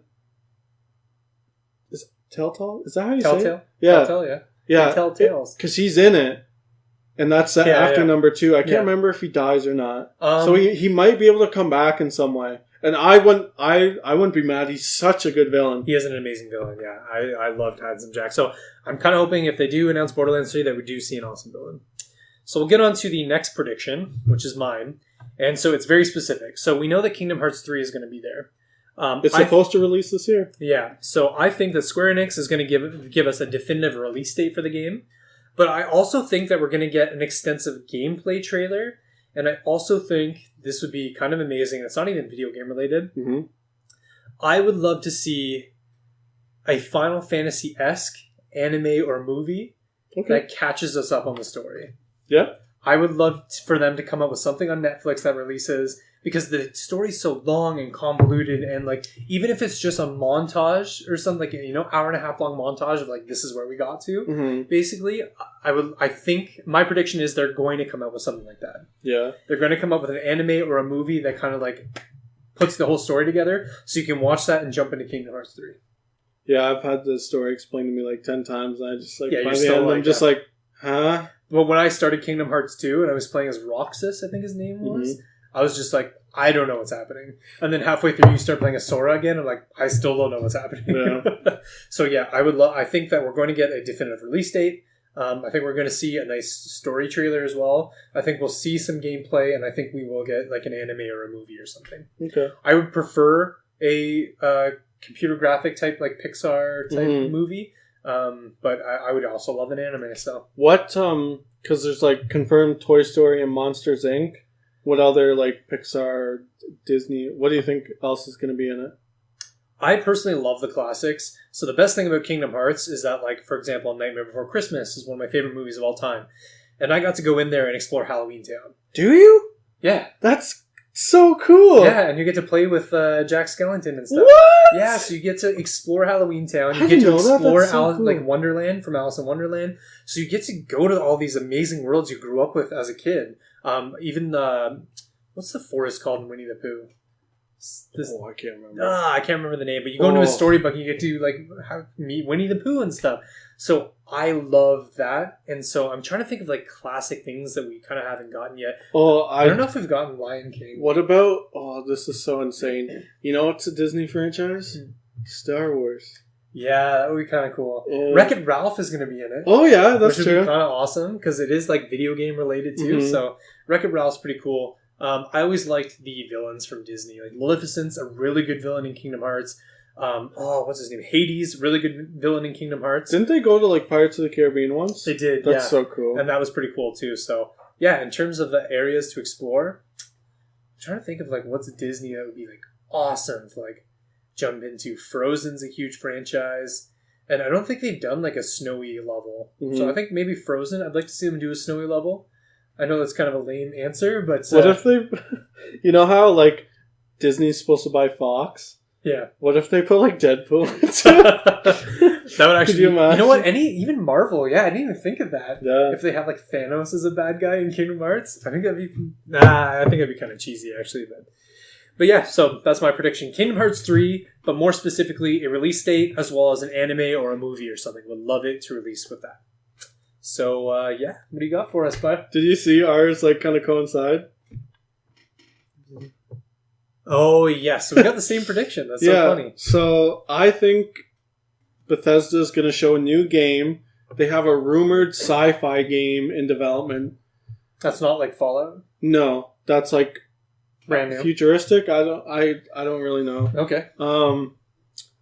And, again, people are saying, like, it's time for Elder Scrolls 6. Like, should be happening. It is time. That was my next prediction, too. It was Elder Scrolls 6. I don't think we're getting Elder Scrolls 6 on this gen.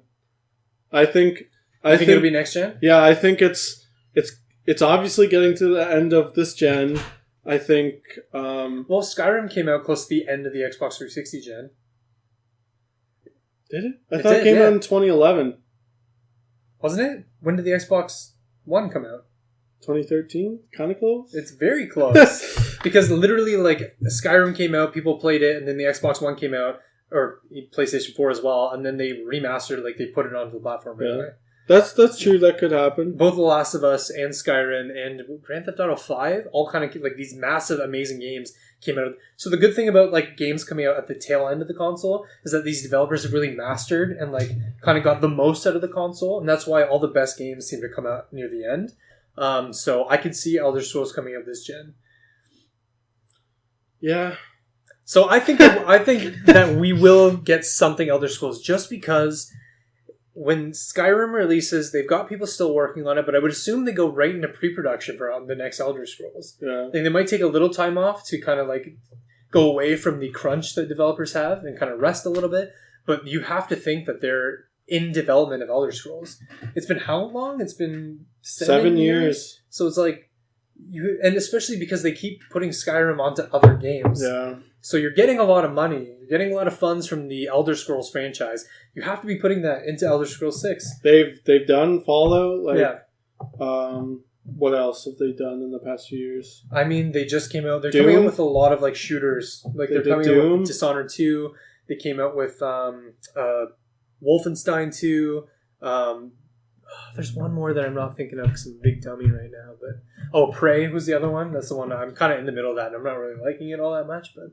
But yeah, no, I could definitely see Elder Scrolls 6. What are some things you'd like to see in a new Elder Scrolls game?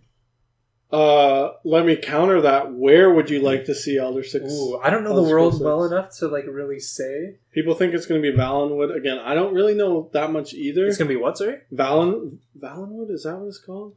Elder I played a ton of Skyrim. I played Oblivion. Didn't enjoy it that much. Valendreth? No. Oblivion Valenton? No, that's a character.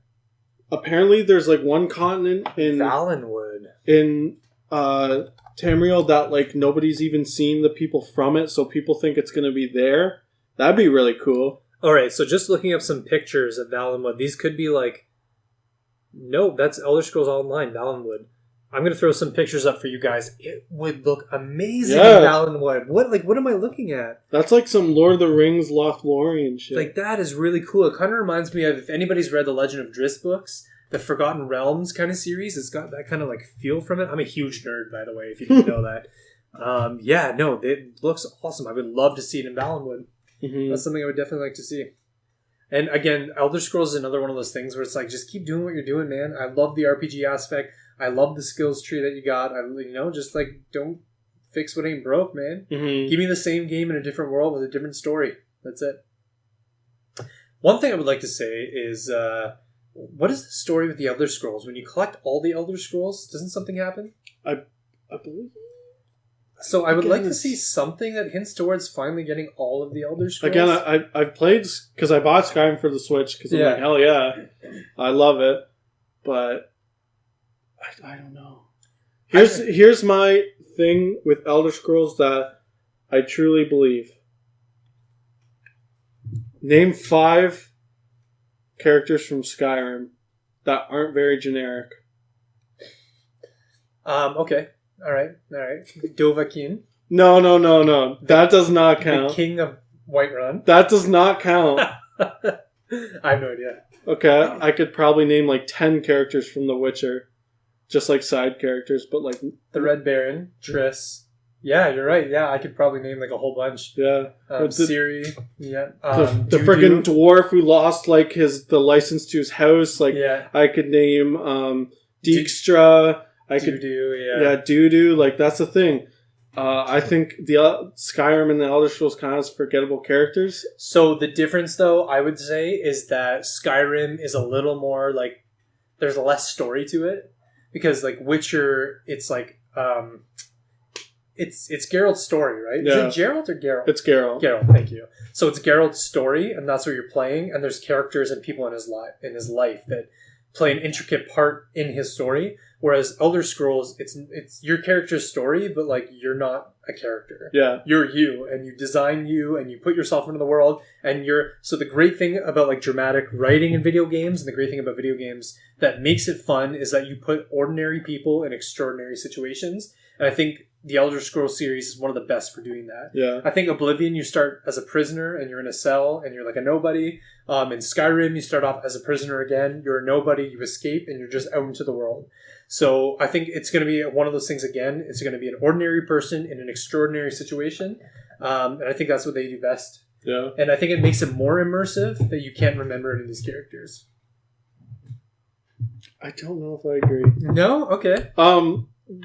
What I will say is I do think Skyrim furthered the RPG genre and the way they do side quests and things like that. But then I think The Witcher, again, I think they kind of reinvented that with making very memorable characters and side quests.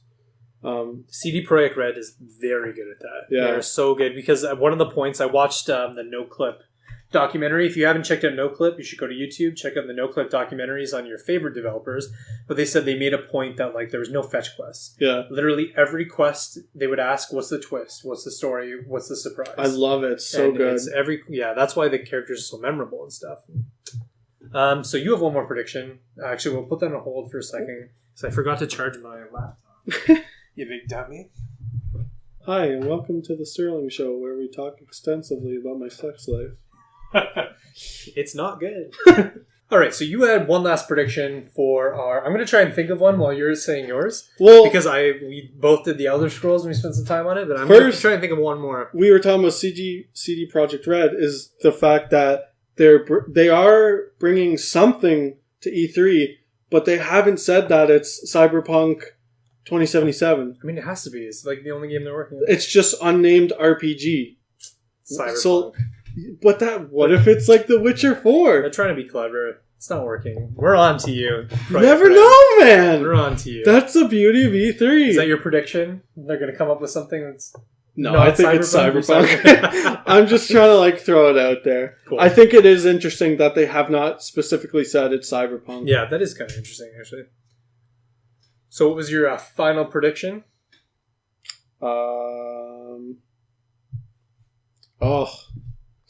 We're going to see friggin' Fortnite. We're going to see something Fortnite related. It's going to be like Fortnite on the Switch. It's going to be... Is that your final prediction? We have this hype podcast. I know, that's the worst prediction. You're gonna... We're going to see Fortnite. I'll think of another better one. But yeah, I think we're going to see something Fortnite related. Maybe like a new map. Maybe new gameplay stuff. Fortnite on the Switch. Okay, I've got one. I've got a really good one. Okay. This is going to be the final prediction. Okay. But I would love to see... Capcom's kind of got like a bad rap for games the last couple of years. I got another one. Oh my god, I'm so sorry. Okay, no, it's fine. I would love to see a new Devil May Cry game come out. But like not the DMC one they came out with. Like Dante, an actual story, like a really good Devil May Cry game. Okay. I think I'd go crazy for that. And what's your prediction? We're gonna see from Square Enix the Avengers game that they announced. Right. Okay. Yeah. I originally thought it was gonna come out for, like Infinity War Part 1. I thought that's what they were gonna do, but they never did. So I think it's gonna come out for Part 2 because that's the actual final movie. Yeah. So that would make sense. And they've said nothing on it. We don't know what it is. I think we're gonna see it, and it's gonna be good. They've said it's going to be an RPG, I'm pretty sure, so that'd be super interesting. Imagine like a game where you can play as like Wolverine, well, not Wolverine, but like Captain America or Spider-Man or Doctor Strange, and it's like a super in-depth RPG. I would find it interesting because the powers are so different. It's like, how do you balance a game that's so different? Yeah. And like also the power levels, I should say. Like if Thor compared to Wolverine, let's say, it's just Thor like compared to Hawkeye. Exactly. Like Thor can punch through a wall, and Hawkeye's like, well, do I have to grapple over it? Thor can also fly over it. So how can you make a level where Thor can't get through it, but Hawkeye could? Maybe it's something like there's a vent and like Hawkeye's like a stealth character, and like maybe there's some stealth levels, or maybe it's a battle royale. You pick your superhero. Oh god, you're talking about Fortnite garbage. Do you not like Fortnite? it's not that I don't like it. I'm just getting tired of it. Okay, yeah. Like it's the Wayne Gretzky effect, the Justin Bieber effect. Everybody's like talking about it. You're like, I'm over it. Please stop talking about it. I haven't played it in like a month. Could have put my lip chap on. I get why people like it. It appeals to the very like typical gamer. It's a shooter. Battle Royale's popular. I don't. As soon as they announce something as Battle Royale, I'm like, don't care. I'm over it. Yeah. That's fine. So I think that's pretty much it for our third-party multi-platform predictions. Yeah. If you guys have any third-party predictions, comment below. We'd love to hear what your predictions are. If you agree or disagree, we'd also love to hear that. And yeah, I think that's pretty much it for the podcast. Yeah. We're at it's not going to be for you guys, but we're at like an hour and 40 minutes of recording time. So hoping it doesn't come to that on the YouTube channel. But, thank you so much for watching, guys. You can like and subscribe down below. We'd absolutely appreciate it if you reached out, followed us on Twitter and stuff. We love talking to you guys. We just like talking to passionate gamers. We're passionate gamers, and for better or worse, gamers are really passionate. We love talking to you guys. So absolutely leave a comment below. And don't forget to visit the website, gamesavvy.net, where I'm writing stuff, he's writing stuff. We got video content on there for you guys. We have a big E3 article coming out. Big E3 article. We've got That's even more predictions. Yeah. We've got the road so far, and we're going to have extensive E3 coverage for you on the website. I think we should mention like what we're doing for E3. Yeah, we could. Yeah. We're in my house right now, so what we're going to do is a bunch of people are coming to my house. We're going to do extensive E3 coverage. We're not at your house, man. We're at Game Savvy The HQ. Game Savvy HQ in Los Angeles, US. We're right in the Hollywood Ottawa, Hills. Ontario, Canada. I wish we were in LA. We have like 10 secretaries off screen. No, but yeah, we're going to be spending the days. We've taken the days off work. We're going to be spending it with you guys, chatting on Twitter, Facebook, Instagram. We've got Joseph, who's going to be doing some correspondence stuff. He's actually going to be at E3, snapping some pics, doing some stuff on Game Savvy. And we're just going to be with you the entire way, reporting, giving our reactions and stuff. So keep it locked. I've contacted probably 10 people asking them to come help us. We're gonna. It's every gamer's dream to go to E3, and we're making the best of what we got here in Ontario. Absolutely, yeah. We'll get there one day. We're having a bunch of people over. We're gonna not party, but we're gonna work and chill. Which is easy. Order pizza, make some Doritos, get some Mountain Dew. Mountain Dew. I'm 27. I'm turning 27. We're gonna get some beers. I still get excited for Mountain Dew. For some reason, when I said Doritos, it's associated with Call of Duty Mountain Dew. Yeah. So I don't even drink Mountain Dew. I don't know why I said Mountain Dew, but anyways. So yeah, for all your E3 news and all your gaming news, keep it savvy at Game Savvy. Absolutely. See you later, guys. Bye.